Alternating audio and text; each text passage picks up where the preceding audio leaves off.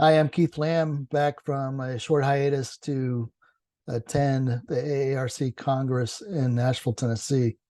I hope that you were all able to attend. It was a great conference, lots to be learned. I am here to present our RT complex issues made simple number 4. If you remember, previous to this presentation, we've talked about the rules of mechanical ventilation. We've talked about tidal volume, and we've talked about plateau and driving pressure. In today's presentation, we'll be discussing PEEP, or positive end expiratory pressure. Now, I want to make sure that we all understand that deciding on the appropriate PEEP is extremely complex, and we won't be able to go over every detail in our 5 or 6 minute presentation today.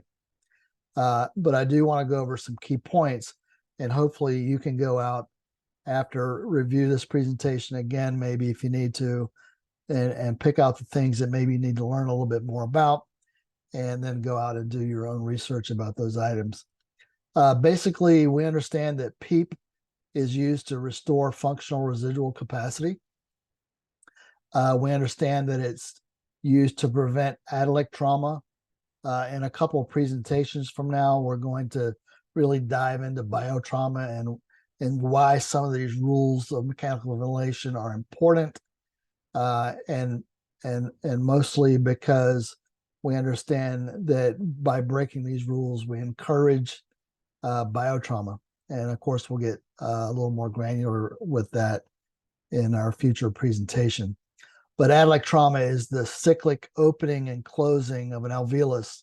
And as you recall, an alveolus is one cell layer thick, is extremely fragile. And when we allow it to open and close cyclically, then it endures a stress fracture, and that fracture elicits an inflammatory response, and that inflammatory response circulates systemically. And just like other things that cause biotrauma, that secondary inflammatory process is a major player in mortality of these patients. PEEP is also used to allow for the use of the lowest FiO2 possible. We know that exposure to high FiO2 can encourage free radical production and can interfere with basic metabolic processes and cellular processes. PEEP is also used to improve compliance and to reduce the driving pressure. If you look into the literature and you do your own literature review, you'll find that most studies that have been done regarding trying to find the optimal PEEP will fall into either one of 2 categories. One category is the PEEP's effect on oxygenation. And you can see there are studies like the ARMA trial that we discussed earlier that talk about a PEEP FiO2 table, and other people have done similar studies. The other category is compliance. So multiple ways and surrogates that you can look at with the patient and the ventilator to decide whether or not the compliance has been affected by your titration of PEEP. Plateau pressure is one, driving pressure, stress index, transpulmonary pressure, and esophageal manometry. And further on down the line, we'll take each one of these things and discuss it in more detail. But for right now, after this presentation, you can go back and you can sort of try to find data and more information on these variables. If you recall, a couple of presentations ago, we talked about plateau pressure and driving pressure. And so I picked the details from that data that relate to PEEP, and I wanted to show them to you again. So as we're looking at our driving pressure, remember that our driving pressure is the difference between PEEP and plateau pressure. If we're looking at the driving pressure, and that driving pressure as a result of either changes in compliance with the patient or changes in our ventilator settings, if that driving pressure goes up, but our PEEP level has remained the same, then that correlates with a higher mortality. If we increase PEEP and our driving pressure has not changed, our driving pressure is fixed, then that probably has no effect on mortality. It probably doesn't make it worse, and it certainly doesn't make it better.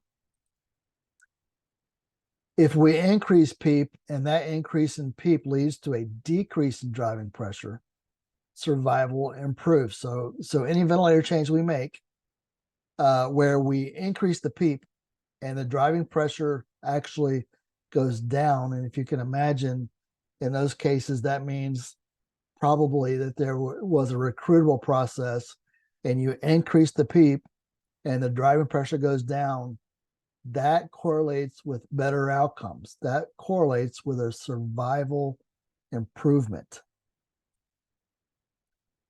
And as a reminder, there is a significant increase in mortality once driving pressure is above 14 centimeters of water.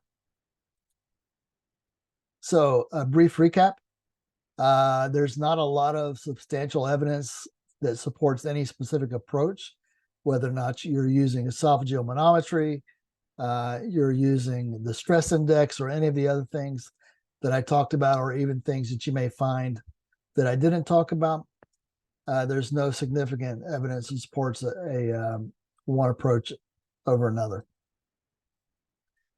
There's no doubt that there's nobody you can talk to that would be able to convince you that finding the appropriate PEEP is easy and straightforward. It certainly is not.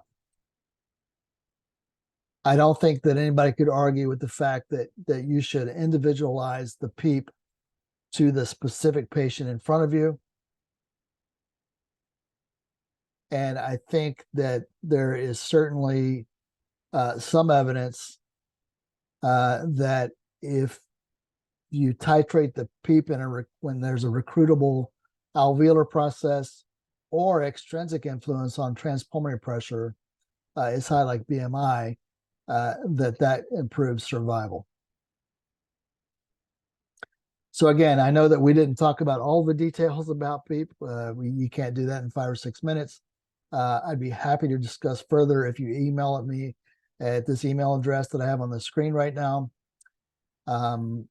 Our next presentation will be coming up shortly, and we'll be talking about the importance of making the ventilator fit the patient and not trying to make the patient fit the ventilator. Thank you.